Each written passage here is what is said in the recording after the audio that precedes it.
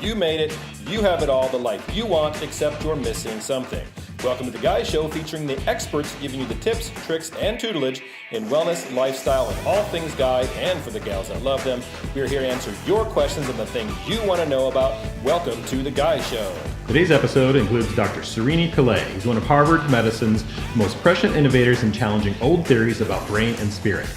He discovers why everyone from global bankers and entrepreneurs to soccer moms are tuning to his message. He's an author, psychiatrist, coach, brain researcher, musician and provocateur, and poet. He's an assistant professor of psychiatry at Harvard Medical School. He is known for combining head and heart, figuratively and literally, in an approach to personal development and goal mastery that blends science, spirituality, and horns-grabbing joie de vivre to combat the stresses faced by ambitious and high-achieving people in academia, business, and life. He has written many books, and his most current book, Tinker, Dabble, Doodle, Try, Unlock the Power of the Unfocused Mind, explains how you can harness your mind's innate tendency to wander, stall, rest, and unfocus and become more productive in the boardroom, living room, and classroom. It's currently published, and you're going to want to pick up this book. Hey, welcome to this episode here of The Guy Show. I have Dr. Sirini on here. He's an amazing doc. He's prolific writer, so many books. His book that came out last year that, I'll say it, and I have to say it really slow, Tinker, Dabble, Doodle, Try. It's a tongue twister to try to say it there. Unlock the power.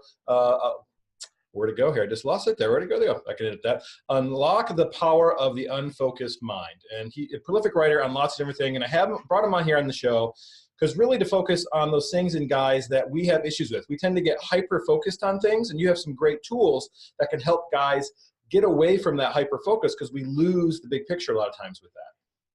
Yeah, absolutely. So I think firstly, thank you for having me. It's lovely to talk to you and to the guys that are listening to the show.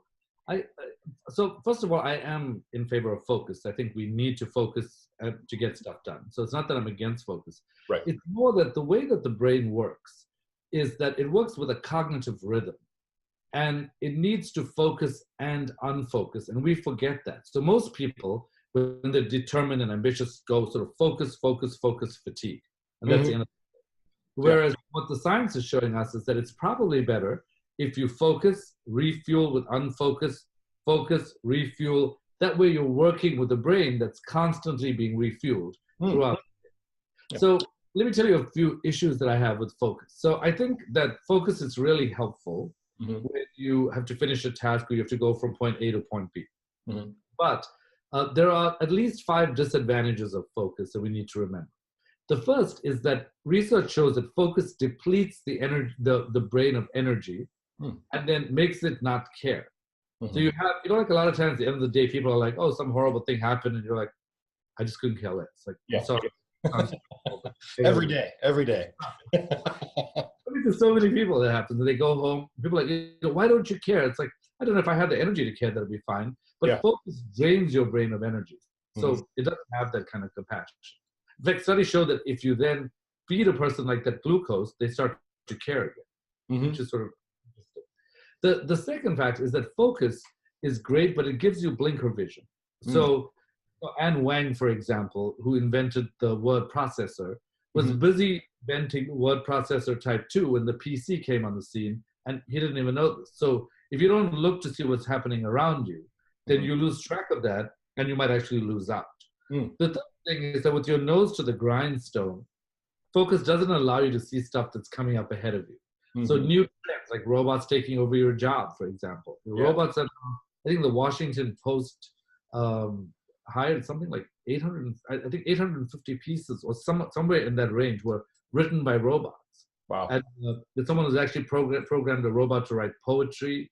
Robots flip burgers. They do a bunch of things. So we've got to really stay in touch with what these upcoming trends are so we can try to understand them. And to do that, you've got to unfocus and look straight ahead. The fourth thing is that when you focus, you're focused on one point. But when you're creative, you need to have at least 2 points to make connections. So focus actually lowers your level of creativity. You need to unfocus to become more creative. And then the last thing is that people don't realize, and this really is the thing I think that is most important, is that being deeply self-connected matters so that you can, regulate yourself, pay attention to yourself, And what studies show is that it's the unfocused circuits that overlap with the self circuits in the brain. So building periods of unfocus into your day. So let's say in the middle of the morning because you just feel a bit of a slump, or at the after lunch, or the end of the day when you have these 15-minute periods, can be super important. Like, when I first went to Harvard, I remember in my residency sort of thinking after my first quarter, I totally got this, because I was like, I'd go really earlier than anyone. I would leave later than anyone. I worked excessively hard. It was sort of insane. But I thought at the end of my first quarter, I was getting my feedback. I was like, I totally rock. This is amazing. I go in, and my supervisor looks at me, and he goes, well, you clearly learned more information than anyone else in your rotation, which is great. But we're worried about you. I was like, why is he worried about me? I've been reading everything, going everywhere. And what he said was, we're not training you to become a robotic thinker. We're training you to be creative and change the world. And if you want to be that kind of person with that kind of impact, we've got to see you on park benches. We want to know why you're not off with your friends in Walden going for a swim. We want to know why you're going to 100% of your didactics. That shows no discernment. And so it really made me think again about, what, he's right. Like, if you don't build this time off into your day, you make yourself less smart. Yeah. So I want to look at what can guys do every day. The first thing is you really have to build a 15-minute period of unfocus somewhere in your day, at least 2 to 3 times a day. Now, when I say this to guys, they usually are like, are you joking? Like, I don't have time to focus. Where am I going to do that? No time. Well, what's interesting is that studies show that all of us, including me, daydream ineffectively for 46.9% of the day. So we think we're on task, but close to half the day, our minds are floating around aimlessly. So if that's the case, why not learn how to productively unfocus so you can help your brain? Yeah. So the unfocused circuit in the brain is called the default mode network, DMN, which we used to think of as the do mostly nothing network. We were like, whatever, when you're unfocusing, you're not doing anything. Except that we now know that at rest, this network, the brain only occupies about 2% of the body's volume. At rest, this particular circuit uses up 20% of the body's energy. So there's a lot of work that it's doing, shuttling puzzle pieces around, trying to figure out connections. You know how sometimes you're in the shower, then you have a sudden realization of, hey, I needed that time off. Or when you're going on a walk, you realize this. Well, why not build these periods into your day? So here are a couple techniques that guys can try out. Okay. The first is positive, constructive daydreaming. Now, let's just take a look at that. Like, is it really possible to constructively daydream? Well, Jerome Singer, since the 1950s, has shown that slipping into a daydream while you're sitting at your desk is not that helpful. Or daydreaming, maybe the next day, like, you can't stop thinking about stuff you did the night before. Maybe you had too much to drink and you were, I can't believe I was so crazy. Then you worry about that the next day. Right. That's helpful. But what is helpful is positive, constructive daydreaming. There's 3 things to remember. So I would ask people to take out a piece of paper and write down these 3 things.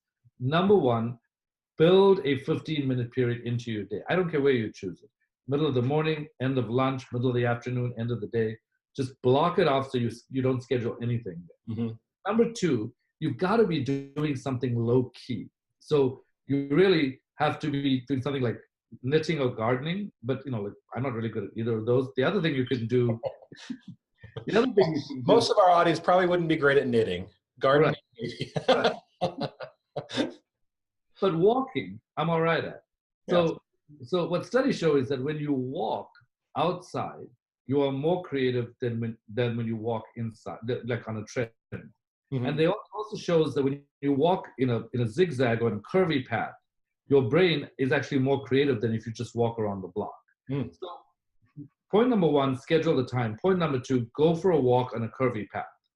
Point number 3, start this mind wandering by imagining something positive and wishful.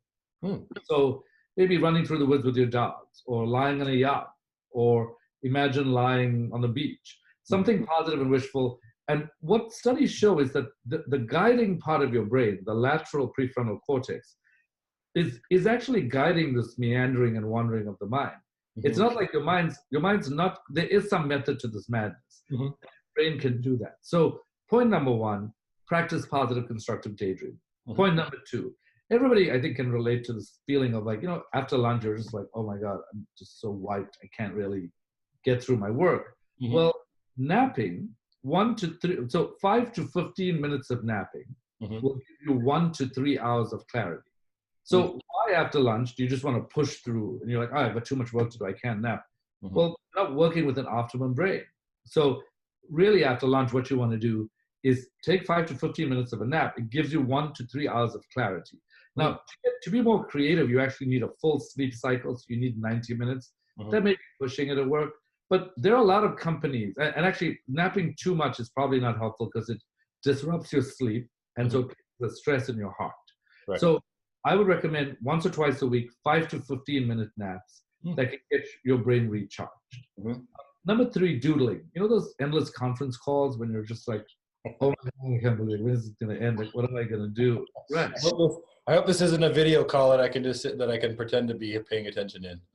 Right. Exactly. So those calls are like, so they're so crazy. But studies show, Jackie Andrade and her colleagues did a study that showed that doodling improves memory by 29%. So when you are just doodling, just scribbling on a piece of paper, whether it's faces or numbers or just nothing, your brain is less like a stiff sponge. It starts to relax. And as a result, you absorb more information. So doodling is actually really helpful. That's number 3. Number 4 is something I call, I've given this a term, psychological Halloweenism. And really what I use this term to describe an experiment that showed that if you take 2 groups of people and you give them a creative problem to solve, you ask one group to embody the personality of a rigid librarian, and you ask the other group to embody the personality of an eccentric poet.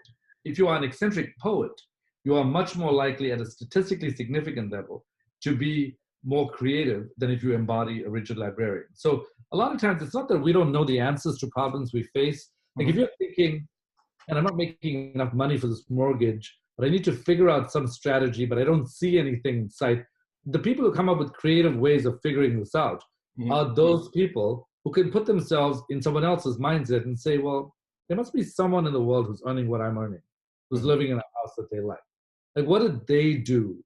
And can I start to think like that? Like, what if I had to think like Bill Gates? Or what if I had to think, like, do you actually think like that other person? So psychological Halloweenism is another technique that I'm very fond of. I ask people, you can do it at the dinner table with your kids. Like once a week at dinner, you can say, let's think of the most creative people. And at dinner tonight, let's talk about a problem that we all care about. But let's think what that person would say and become that person. So you're actually introducing that to the family at home. You're having a fun time. I think you can do it on a date, maybe not a first date. Yeah. I might go off a little bit differently on that first date. So I think you could do that on a date. I think you could do it in innovation teams at work. Basically say, you know what, tomorrow let's just have a 1-hour brainstorming, but instead of brainstorming as us, let's choose somebody we believe would solve this problem. And I also do some leadership development training with companies, and I use brain science to help them do this. And when I do, they come up with amazing examples. Like, for example, I worked with a company in the UK once. They were actually doing an offsite in Cambodia, and we were thinking about, well, there's a whole demerger going on in this company. It was a big, restless situation. So I said, well, why don't you put yourself, think of someone who you think would manage this change really well. And it was amazing how it changed the whole temperament in the room. One group said they imagined that they were the Buddha, so they just accepted whatever came their way. Another group said they imagined they were Madonna. They would just reinvent themselves. So it's once you start to think about it, it really does get you somewhere. So bottom line, build unfocus into 15-minute periods in your day. There are a lot more techniques in the book, but these 4 techniques, if you think about positive constructive daydreaming, napping, doodling, and psychological Halloweenism, will get your brain jump-started so that you can start to feel energized and more creative as well. Yeah, and that'll definitely hugely impact your day, because then you have that more dedicated focused time that you are focused on the stuff and getting things done, versus trying to stay focused throughout the day. It gives you that mental break, lets the brain work, brings dopamine in, reward scenario there for the dopamine to work better. And like you were saying, those cell assemblies in the brain of them connecting together and forming new memories in different ways, and definitely healing, so to say, in that process, versus that hyper focus. Yeah, I think about another example at medical school, where in my second year I didn't do particularly well, but I studied and focused harder than I ever had.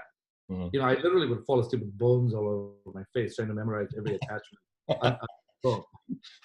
And I was like, how did that happen? Like, I worked so hard. But in my third year, I just decided, you know what I'm going to do? I'm not going to work like that. I'm going to work for 45 minutes and give myself a 15-minute break the whole day. And it sounded like a waste of time. It was like, like, really, you're going to take a 15-minute break? And I rose to the top of my class that year, because I feel like what happened, I also built in sports breaks. I built in, going out and partying on like one of the days on a particular weekend. And it was pretty awesome how, when you live a more all-rounded life and you include that, you actually get smarter and you do better. So I think this is a big deal. Companies like Google and Zappos have napping pods. There are other companies now that are entertaining particular rooms. Companies are thinking of having doodle boards on their floors. So, I think it's something we can do for ourselves, and it's so easy. Why not try it out and see if it works? Yeah, I like that doodle board idea. I just like struck a chord with me. We have several whiteboards around the office, for our clinic itself. And I'm like, we're always trying to come up with quotes and things like that. And it's like, just let people doodle on it. Right. Yeah. Yeah, exactly. Stimulate that process there. And a lot of what you're speaking of is kind of the old way, the old way of my younger years was, athletes using that mindset shift, that visualization of things, and building in that muscle memory in the athletic thing. But it also works it's that brain working the same way in that neurological process of building in those patterns of movement and thought and growth in there. Yes. In fact, in the book, I describe a biological method to actually imagine. So you stimulate the action brain, and there's a particular way you can do this that can actually make the image much stronger in your brain. So I'm very much in favor of visualization. Also, when I say this, people often say, but you got to be logical, and especially when I work with businesses, like, let's be strategic. And then I say, well, let's just take a look at what's actually happening when great things happen. When Albert Einstein founded his theory of relativity, he described it as a musical experience. When Jeff Bezos had to decide where he's putting his new headquarters, people said, how are you going to make the decision? He said, we'll collect all the data, and then I'll make it with intuition. When Bernie Arnault at Louis Vuitton, they have a number of subsidiaries. He uses focus groups, so he gets their opinions, but the final decision is an intuitive decision. And so, for example, they had a perfume called J'adore, which the focus group was like, whatever, it's not that great. But they believed in the product. And so they just intuitively believed it would do well. It became the third largest selling perfume in the world. Carrie Banks Mullis, who found a way of making synthetic DNA. He did this. He was a scientist in a lab. He was driving from Berkeley to Mendocino. He was with his girlfriend. He had some wine. He was driving up this mountain path. His girlfriend went to sleep. Suddenly got up in the middle of that, ran over to a cave, started jotting things down. Great things in life are very rarely a result of something pointed. Yes. And a lot of times you ask people how they got somewhere, and they'll tell you stuff like, well, I just persevered. Well, I practiced over and over again. But here's a big problem with this. More than 90% of brain function is unconscious. So you ask someone who's successful how they got there, they're not going to know how they got there. They'll just tell you what the 10% of their brains was doing. Like, for example, sometimes we'll say, if you really practice hard, you'll be, like Malcolm Gladwell talks about the 10,000-hour rule. It was like, if you do something for 10,000 hours, you're going to become an expert. Well, it turns out that if you look at the role of deliberate practice, Brooke McNamara at Princeton looked at over 66,000 people, and she found that deliberate practice in the success pie accounts for jobs less than 1% of the success pie. It turns out there are a bunch of people who are actually practicing and getting nowhere. So if you ask a successful people how they got there, often it's because of their unfocused or unconscious competencies but they don't remember it because it was unconscious. Yeah. The magic of it just happening. Right. Almost, that magical point of there. Like I unfocused so much that it came into a dream. It came forward and it grew. Right. Yeah. The tinker aspect, that intrigues me because like I was telling you before the show, before we went live there, my oldest is a tinkerer. He loves to take stuff apart, put the stuff back together and do that. That's such an amazing aspect because my mind works a little bit that way too, but I'm a little more academic in things than what he has been. But it's just amazing to see that thought process, like just all of a sudden that click in him and all of a sudden he's in tinker mode. Yeah, I mean, when you're in tinker mode, you're essentially in exploration and curiosity mode. Mm-hmm. And one of the things that really gets activated is what I call ingenuity.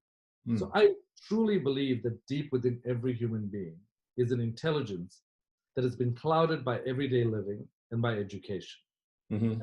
And so if you say, well, that's very inspirational, but like, what do you mean? Well, what I mean is, for example, if you take the one laptop per child project. Now, this is where they dropped a bunch of laptops in rural Ethiopia with kids who had never seen any technology before. Like they were like, what will they do? Will they eat it? Will they sit on it? Like, like, what is this? Right, exactly. And so what they found was that within a couple of minutes, they found the on-off switch. Within a couple of days, I think something like 5 days, they were using apps. Mm. Soon after that, they were singing ABC songs. And within a couple of months, they had hacked Android. Mm. So these are kids who've never seen technology before, but because of their curiosity and ingenuity, they didn't need that. I need a computer science degree to hack Android. I need to have seen this before. I need to have done this before. Within every human being, if we let go of all of those limitations, we will find within ourselves an intelligence that is largely unused. And really these unfocused times that allow us to tap into that intelligence. Does that bring about a little bit, back when I studied sports psychology a little bit, that fear of success or fear of failure process there a little bit too? Yeah, I think for a lot of people there is a fear of failure, right? Because I've got to know how to do something, right, to succeed. And that all that fear of failure does is it activates the brain anxiety center, and because the anxiety center is connected to the thinking brain, it's actually pretty cool. I'm completely in love with the brain. Oh yes, there's this cool brain, and so if you actually look inside the brain, there's an anxiety center, which is sort of deep in the brain, and it has pathways that connect it directly to the thinking brain. So when you get any kind of earthquakes going on here, you get these aftershocks that appear, and so you can't think straight when you are too anxious. So fear of failure makes it even more likely that you're going to fail at a certain point. Mm-hmm.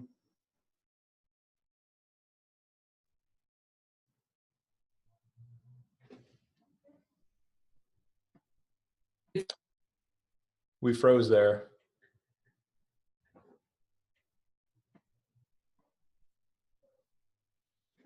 Are you there? Okay. There. Yeah. Okay. Yeah. So, cut. So that fear of failure.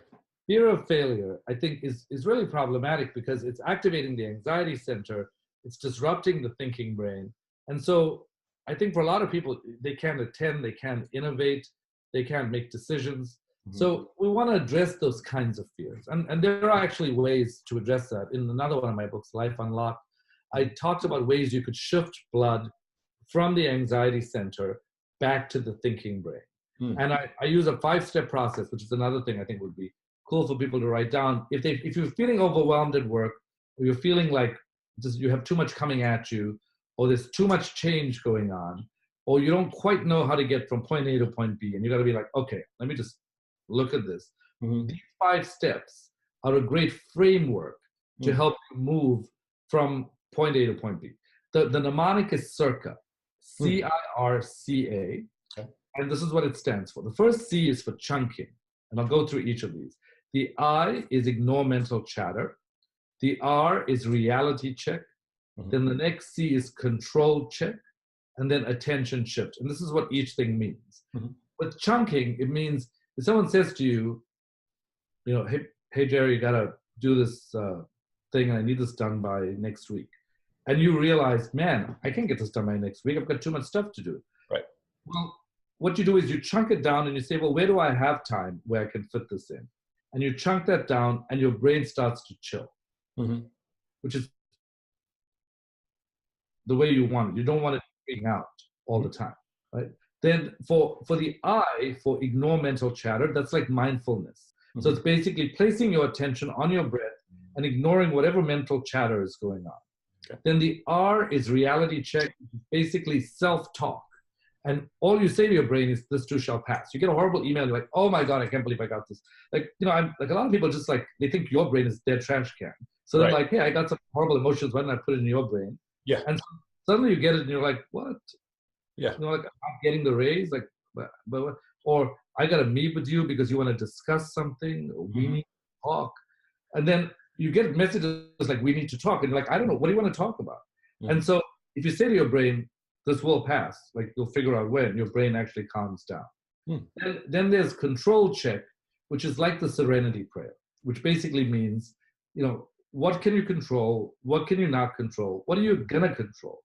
And if there's something you can control, just don't spend your time thinking about it. People are always like, politics, very important.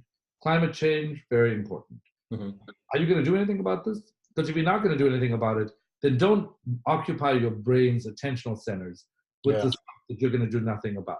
Rather, free it up for something you're going to use it for. Yeah, that's such a hard concept for people, is that, like you're saying there, is if there's nothing you can do about it, why worry about it? That's such an immense hard thing for people these days. And I think it's just that inundation of information we get every single day. I remember reading a year or so ago that the amount of information we're exposed to every single day through internet, our phone, computers, is exponential to what like Reagan and before presidents were exposed to in a week or a month.